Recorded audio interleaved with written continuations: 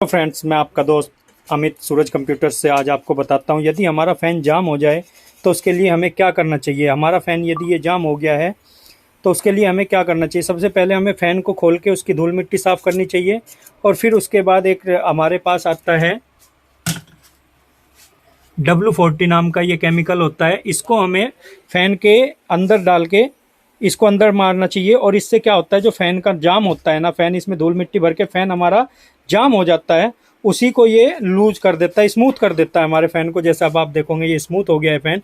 इस प्रकार आपके लैपटॉप का कोई भी पुराना फ़ैन जाम हो चुका हो या हीटिंग का इशू आ रहा हो तो आप ये W40 यूज करके खुद भी कर सकते हैं या आप सूरज कंप्यूटर्स पे भी अपना फ़ैन दिखा सकते हैं। फ़ैन की हीटिंग की कोई प्रॉब्लम हो तो आप सूरज कंप्यूटर्स पर आ सकते हैं।